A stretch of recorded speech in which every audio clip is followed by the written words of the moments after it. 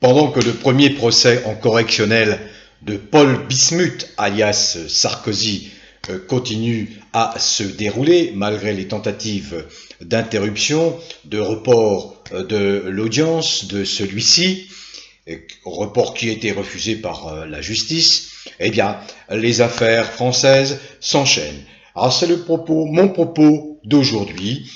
Je vais égrener un certain nombre d'affaires, vous remémorer la qualité de ces gens, qualité entre guillemets, les qualités de ces gens qui prétendent nous gouverner, mais qui en réalité ne sont que des serviteurs d'un régime oligarchique plutocratique où seuls les gens qui disposent de fric peuvent l'ouvrir, peuvent s'exprimer. Tous les autres, vous, moi, ne sommes que de la piétaille, taillable, corvéable, à merci. Voilà.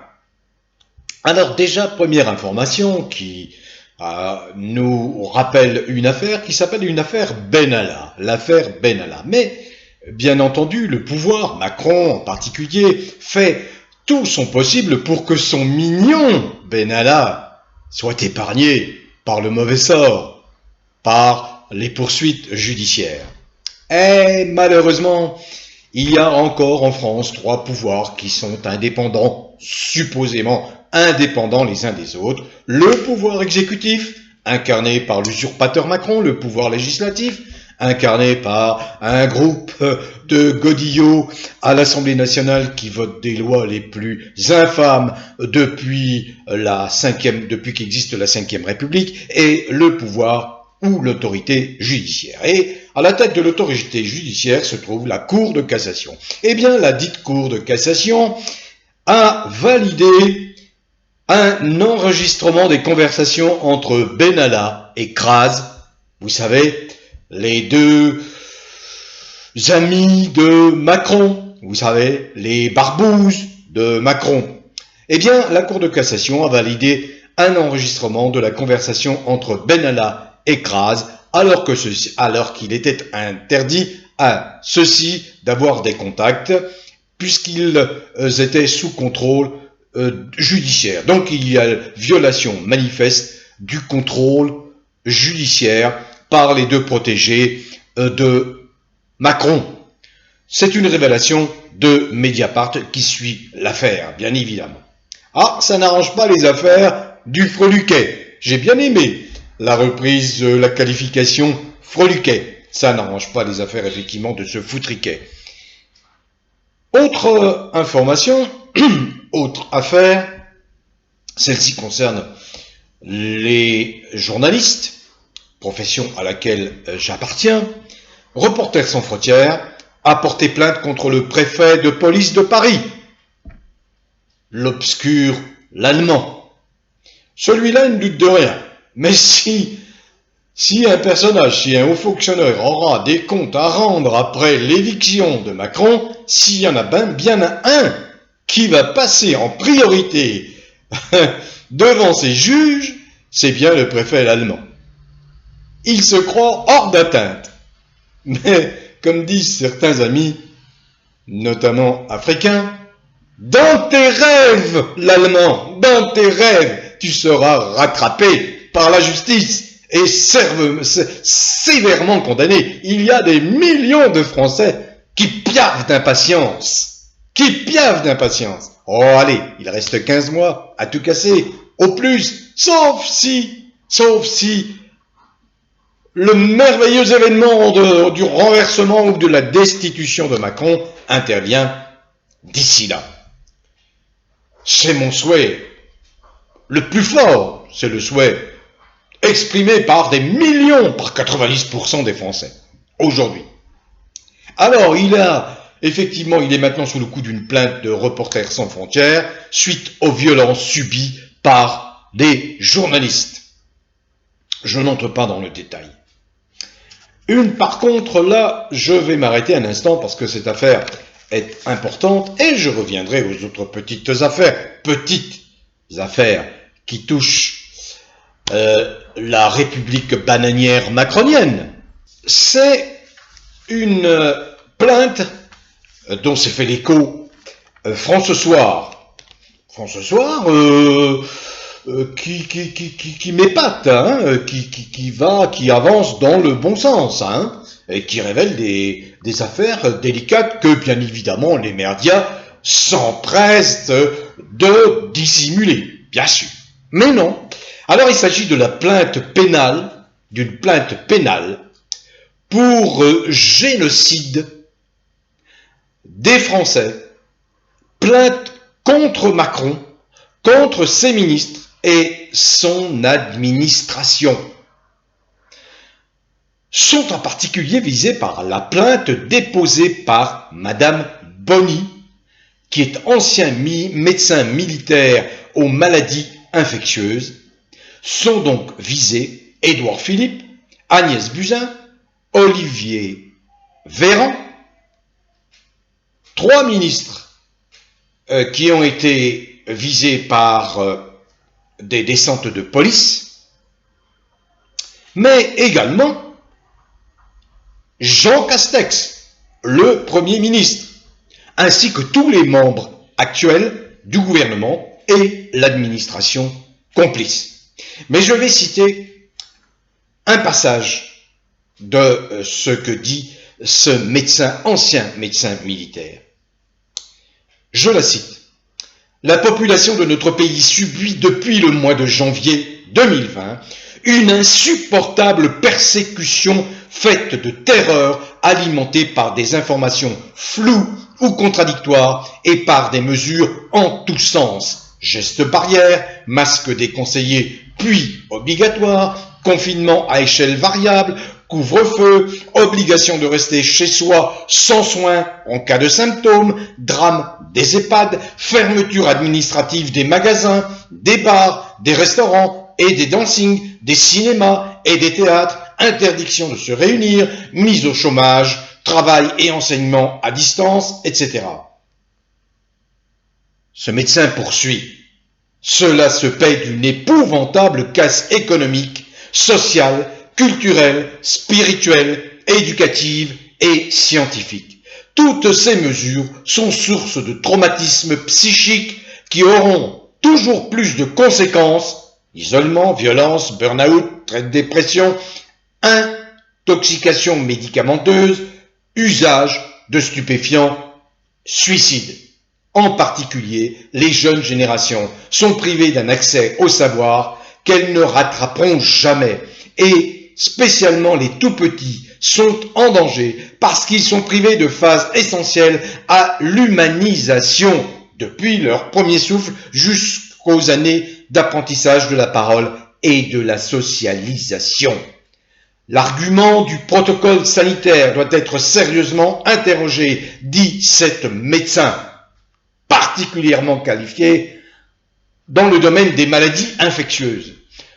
Elle ajoute: nombre de scientifiques se sont élevés en vain contre l'absurdité des mesures prises, derrière l'irresponsabilité d'un appareil administratif aveugle. Je la cite, il ne faut écarter ni l'œuvre de corruption d'une industrie pharmaceutique orientée exclusivement par la soif de profit, ni la possibilité de la volonté délibérée d'un ennemi invisible qui se sert de la crise sanitaire comme d'un prétexte. C'est une information extrêmement importante et qui vous prouve que la France, la vraie France, bouge. Bien sûr qu'il faut le temps de la mise en œuvre de ces actions. C'est long, c'est compliqué. Il faut réunir les preuves. Il faut argumenter. Mais voilà une action concrète. Plainte déposée pour génocide contre les Français, contre Macron. Plainte au pénal. Alors bien sûr, elle ne pourra pas être effective, elle ne pourra pas produire des effets tant qu'il est sous la protection de son immunité présidentielle. Mais dans 15 mois, cette plainte, avec d'autres, la plainte pour crime contre l'humanité déposée au tribunal, à la Cour pénale internationale de La Haye, produira également ses effets. une autre action en justice dont je veux me faire l'écho. C'est une action en justice qui a été conduite par un avocat, un cabinet d'avocats, qui a autorité également aux États-Unis, qui s'appelle Rainer Fulmich. J'ai lu les 55 pages de cette action judiciaire qui met en cause gravement les tests de dépistage. Cette plainte est intervenue suite à une campagne de dénigrement odieuse, scandaleuse, infâme contre le docteur Wolfgang Wodardt. Je m'en étais fait l'écho au début de l'année 2020. Wolfgang Wodardt, qui était l'un des tout premiers médecins, tout premiers scientifiques à s'être insurgé, je vais faire attention aux mots que j'emploie pour ne pas risquer la censure, mais qui était l'un des premiers à s'être insurgé, plein de bon sens, contre la vague mensongère qui a déferlé à propos, vous savez, d'un virus vedette qui défraie la chronique mondiale depuis 1 an.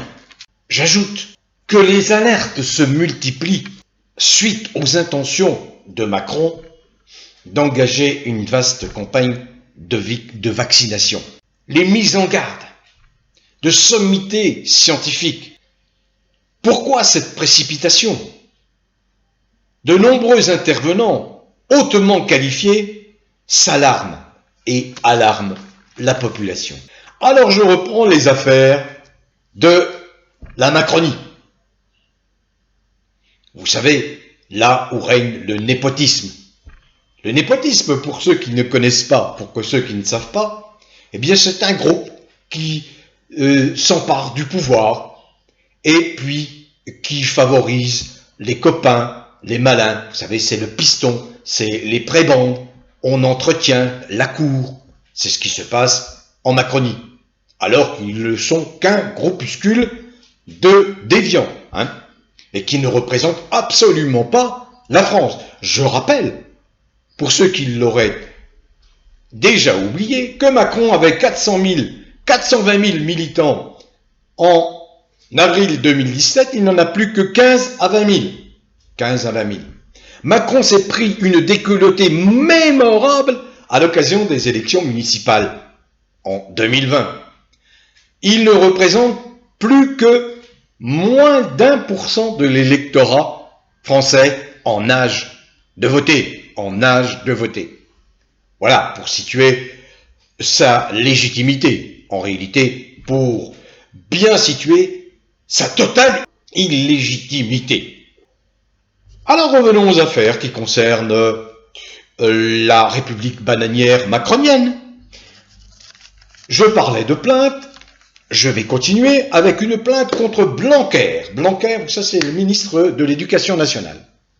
Eh bien les insoumis ont saisi la justice car ils soupçonnent Blanquer d'un comportement suspect, notamment ils lui reprochent un abus d'autorité, une mise en péril des mineurs, vous savez, l'obligation du port du masque à des enfants toute la journée, et vous savez ce que je pense du port du masque, je l'ai déjà expliqué, et un trafic d'influence pour avoir favorisé une association qui servait les théories de la Macronie, qui sert les théories de la Macronie.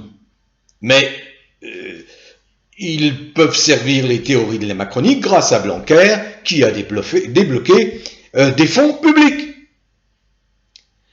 Je ne veux pas oublier un certain Thierry Solère. Je l'ai évoqué dans une précédente vidéo. Thierry Solère, l'ex-Les Républicains. Il vient d'être désigné conseiller politique de Macron, un très proche de Macron. Et, tenez-vous bien, dans la série Les affaires de la Macronie, il faut quand même savoir que ce Thierry Solère est sous le coup d'une enquête qui lui vaut pas moins de 7 mises en examen. Est-ce que cela dérange le moins du monde Le foutriquet, le freluquet déviant Macron? Pas du tout. Pas du tout. Il s'entoure presque exclusivement désormais de gens qui ont maille à partir à la justice ou de gens qui ont le même profil psychiatrique, psychologique que lui. Ou des gens qui ont les mêmes caractéristiques déviantes. Alors je ne veux pas non plus faire l'impasse sur Darmanin. N'oubliez pas que Darmanin, qui a été fait prince à la tête du ministère de l'Intérieur, est lui visé par 2 plaintes pour viol. Et la justice a réactivé une enquête très dernièrement. Et puis, comment ne pas évoquer Bayrou? Bayrou, vous savez, je vous ai déjà expliqué pourquoi Bayrou a été nommé haut commissaire au plan, alors qu'il n'y entend rien à la planification, et que, au contraire, ça devrait fortement lui déplaire, parce que la planification est plutôt une organisation utilisée par les régimes communistes, mais ça a été également utilisé par le général de Gaulle pendant 10 ans, avec un grand succès. Donc c'est plutôt le prétexte. On lui offre un ministère qui n'a que très peu d'attributions, qui ne sert rigoureusement à rien, puisqu'on a affaire à des ultra-libéraux convaincus comme Bayrou. Non, non, non. Bayrou, lui, en réalité, il faut pour Macron s'attirer des bonnes grâces du MoDem, dont Bayrou est le grand chef de file, le grand timonier, dans la perspective de l'élection présidentielle de 2022. Imaginez des fois que Bayrou ait l'ambition de se présenter à l'élection présidentielle de 2022. Ça ferait tâche dans la Macronie. Ça ferait tâche dans la Macronie. Alors, je dis ceci pourquoi? Parce que Bayrou est lui-même sous le coup d'une mise en examen pour détournement de fonds publics.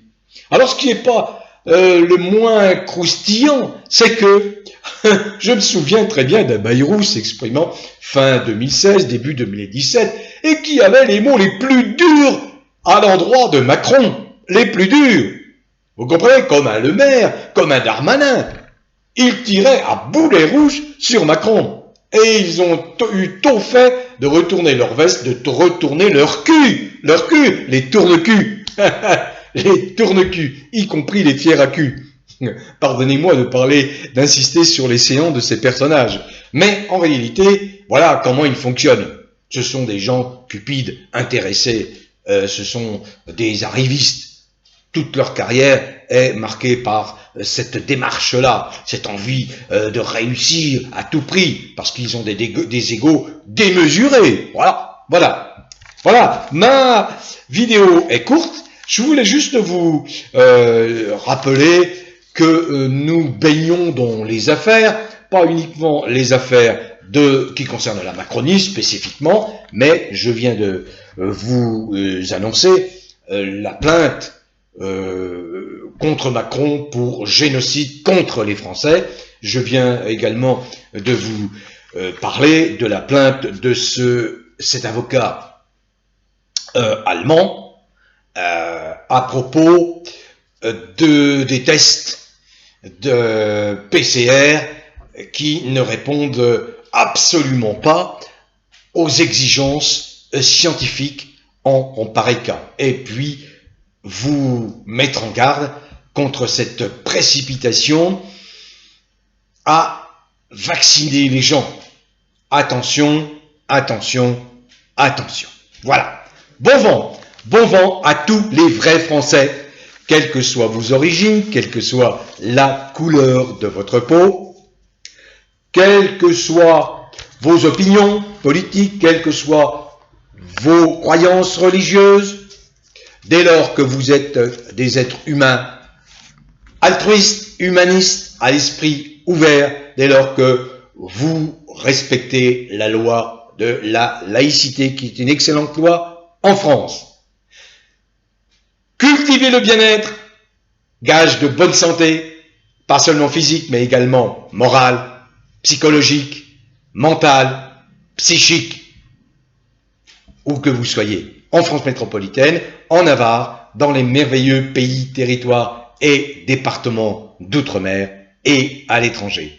Bon vent à tous. Valéry Giscard d'Estaing est mort à l'âge de 94 ans. Il a été président de la République entre 1974 et 1981. Je ne partageais pas ses options politiques, mais je reconnais à Valéry Giscard d'Estaing quelques initiatives positives, dont une initiative, c'est la loi sur l'avortement qui a été portée par Simone Veil et qui a mis un terme à des détresses, à de nombreuses détresses de femmes.